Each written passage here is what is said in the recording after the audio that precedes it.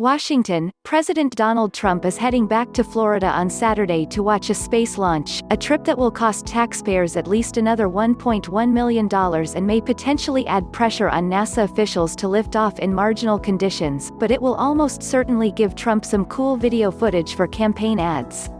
Trump already attended Wednesday's initial launch attempt for SpaceX's very first flight of its Crew Dragon capsule intended to carry 2 astronauts to the International Space Station. He had been scheduled to deliver a speech after liftoff but left immediately to fly back to Washington after the launch was called off because of bad weather. He vowed a return on the flight back to Joint Base Andrews. "Thank you to at NASA and at SpaceX for their hard work and leadership. Look forward to being back with you on Saturday." The forecast for Saturday afternoon's launch time again includes a chance of poor weather, including rain and thunderclouds in the area. On Wednesday, Trump's presence did not prevent launch managers from scrubbing the launch. However, NASA has historically been aware that the attendance of top-level political officials can add subtle pressure to launch even when conditions are not optimal. There has also been an awareness through the years that the presence of the president can complicate matters if there is an emergency or accident.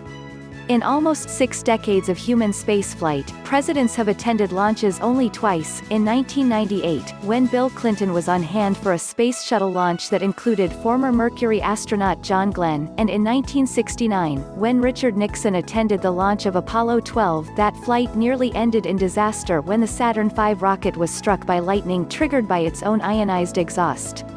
No president has ever attended the inaugural flight of any crewed vehicle, not John F. Kennedy for Mercury Redstone 3, not Lyndon Johnson for Gemini 3 or Apollo 7, not Ronald Reagan for the first space shuttle flight in 1981, although Reagan was convalescing after having been shot 2 weeks earlier. Reagan did not attend the shuttle's return-to-flight launch in 1988 following the 1986 Challenger disaster, and George W. Bush did not attend a second return-to-flight in 2005 following the 2003 breakup of Columbia during re-entry. NASA headquarters spokesperson Allard Butel said the fact that launch officials called off Wednesday's attempt despite Trump's presence speaks for itself.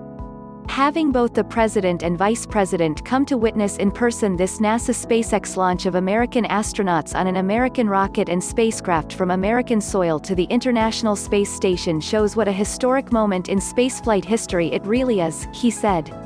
John Logsdon, the founder of the Space Policy Institute at George Washington University, said he doubted Trump's attendance would hamper sound decision-making, even if it meant a second scrubbed launch. Having Trump present will be a distraction for senior NASA folks, but the launch team operates on its own and are unlikely to allow their bosses into the go-no-go loop, he said.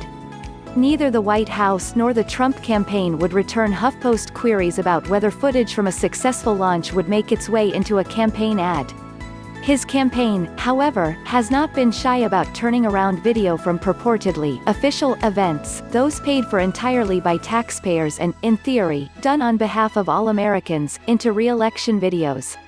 Trump's multi-million-dollar July 4th extravaganza on the National Mall last year later appeared in his videos.